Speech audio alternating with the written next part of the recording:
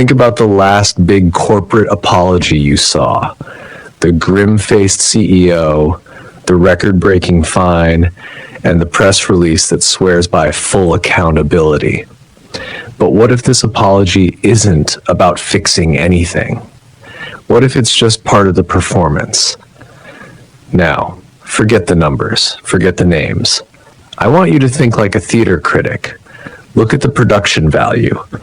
Notice how these shows never debut on a slow news day. They open when the spotlight is hottest, when the stock chart looks like a cliff, when Twitter is screaming for blood. They come with a full cast: the stern regulator, the contrite chairman, the sacrificed scapegoat. The dialogue is perfectly polished. It feels rehearsed, because it is. What you're watching isn't an internal HR matter made public. It's a specially commissioned public ritual. You're not seeing justice. You're seeing justice theater. And backstage, the directors are solving problems no quiet memo ever could.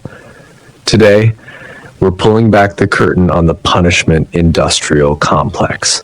If your newsfeed has these hallmarks, congratulations. You've got a ticket to tonight's performance. Recognize the signs. The crisis and the punishment are choreographed. The gavel doesn't fall when the investigation ends. It falls when the narrative demands a climax. It's a signal flare, timed to the millisecond. We are taking decisive action. The action itself is often less important than its perfect dramatic timing. The plot is dumbed down to a cartoon, a catastrophe woven from 100 threads, lax oversight, perverse bonuses, groupthink, gets shred and rewoven into a single, satisfyingly stupid story: the rogue employee. The brain craves a villain, not a systems diagram. So that's what it gets. The punishment is designed for virality. The fine must be historic. The fired executive must have a title impressive enough for the headline. The pain must be visible and shareable. If people don't wince when they read it, the production is a flop. The spectacle of consequence is the product. The third act is always rebirth. Immediately after the sacrificial burning, the phoenix rises. Behold the new integrity task force. Witness the cultural transformation journey. The ritual is complete. The old sin is purged, and the path to redemption is clearly lit. The audience leaves feeling catharsis, not confusion. You feel a sense of resolution. Good, that means the stage managers have done their job. So why fund this elaborate performance? Because behind the scenes, the system is dealing with deep, messy problems that no fine can fix. But if the show is the solution, what's the true cost of keeping the play going? What happens when the curtain falls? Problem 1, the pressure cooker needs a valve. A major scandal superheats the environment. Public fury, investor panic, employee dread. That energy is volatile. If it has nowhere to go, it blows up the kitchen. Enter the designated blast chamber, the public punishment. It takes that diffuse, chaotic rage and gives it a single concrete target. By publicly dismantling that target, the system vents the pressure safely and controllably. It's a controlled demolition of a human career to save the structural integrity of the institution itself. Think of the ritual humiliation of a tech founder before Congress. The goal isn't truth. It's therapeutic theater for a furious populace. Problem 2. The invisible fence needs a fresh coat of blood. Rules on a page are forgettable. People are natural boundary pushers, but a legend, a cautionary tale, that sticks. A massive public penalty isn't just a punishment, it's a myth-making event. When a hedge fund manager is led away in handcuffs on CNBC, the system isn't just jailing one person. It's broadcasting a modern fable to every finance bro watching. This is the dragon. This is what happens to dragon slayers. Do not become the dragon. It's behavioral programming via primetime parable. Problem 3. The king needs to be seen holding the sword. Authority that isn't periodically performed begins to seem theoretical. A ruler who never holds court might as well not exist. A high-profile career execution is the ultimate command performance. When a board of directors publicly cannibalizes its own legendary CEO, the primary message isn't for the CEO. It's for every other executive, every competitor, every shareholder in the room. The throne is real. The crown is heavy, and we will wield this power even against our own. The punishment is a power demonstration masquerading as a disciplinary action. The drama isn't for entertainment, it's essential infrastructure. But what happens when the cast ruins the director's vision? When the play goes off book? The sacrificial lamb refuses to bleed quietly.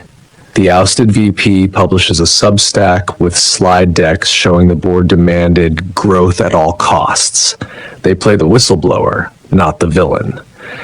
Backstage chaos. This turns a morality play into a complex tragedy. The clean narrative fractures.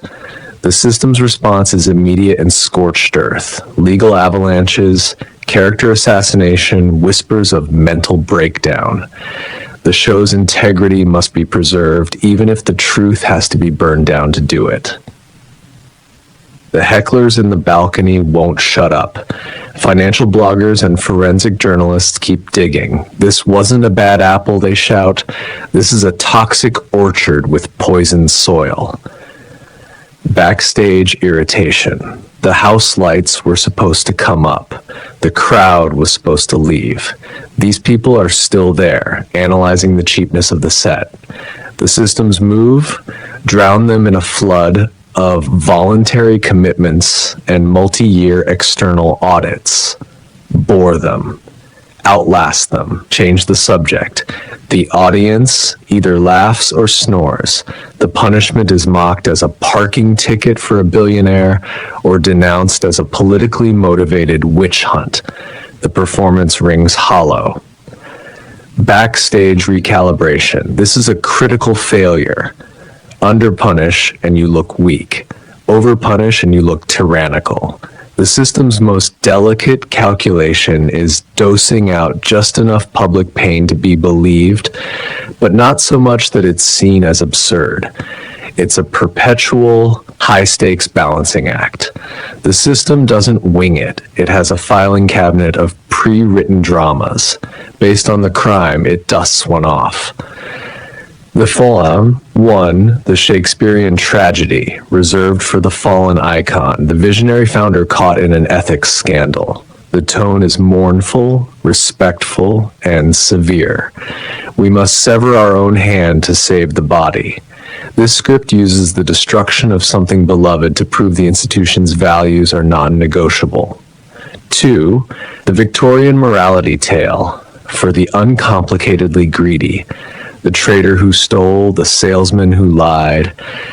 The tone is one of righteous, almost puritanical condemnation. It reduces complex fraud to a simple story of sin and punishment. It makes the public feel morally vindicated and lets them sleep well. 3, the bureaucratic farce, the go-to default option for the mid-level manager whose team deviated from established protocol. The tone is dry, procedural, and deeply boring. It frames disaster as a clerical error, a failure of process. This brilliant script absolves leadership by blaming the machinery. The system was fine. The cogs were faulty. Here's the uncomfortable truth. Your cutting-edge corporation is running software written millennia ago. The Roman emperors understood the Colosseum. The medieval kings understood the public hanging. It's not about the death. It's about the crowd. Public ritual controls populations. It educates through fear, channels anxiety through spectacle, and reaffirms the hierarchy. Your all-hands meeting where the guilty are named and shamed, That's the digital coliseum. The regulatory press conference, that's the modern day stockade. The technology updates, but the human firmware remains the same. Show, don't just tell. I'm not here to make you cynical. I'm here to make you a discerning critic. When the next scandal show hits your feed, applaud the performance, ignore the propaganda. A standing ovation doesn't mean the underlying problem is fixed. It means the director and actors did their jobs. Enjoy the show, but read the reviews from the cranky critics in the back. Fight the manufactured sense of closure.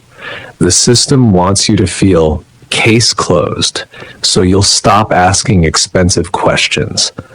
The most powerful question you can ask is always, what reward structure, what culture of silence, what set of broken metrics made this not just possible, but inevitable? Understand you're part of the set design. Your tweet, your outrage, your click, that's ambient crowd noise. It's factored into the sound mixing. Knowing you're part of the atmosphere allows you to observe the mechanics of the stage, not just get swept up in the drama. Getting this turns you from a passive consumer of corporate news into an analyst of power theater. You see the casting calls, the script revisions, the focus group dialogue, but the final masterstroke isn't the show itself. It's what happens after the curtain falls. The drama is ephemeral. To make it eternal, the system must turn the live performance into a permanent exhibit. That disgraced founder, their story gets sanitized, turned into a bland ethics case study in next quarter's mandatory training. The billion-dollar fine becomes a sterile data point in an investor report about regulatory risk management. The raw human drama of failure is freeze-dried, distilled, and packaged into a sanitized lesson. But here's the question. What happens when this ghost story isn't just a warning? What happens when it's used to manipulate the very system it's supposed to fix? This is the alchemy. This is how a fleeting moment of public bloodletting is transmuted into a lasting tool of social control. And that precise, cold manufacturing process is exactly what we're going to dismantle next. This is how raw human failure gets processed, packaged, and sold back to us as a lesson. Which is a perfect segue to our next investigation, L3-28, how the system manufactures the textbook case. We'll tour the factory where messy scandals are converted into clean, reusable corporate folklore. Until then, the next time you see a public flogging in the business section, ask yourself, am I witnessing justice, or am I being played a very, very old song?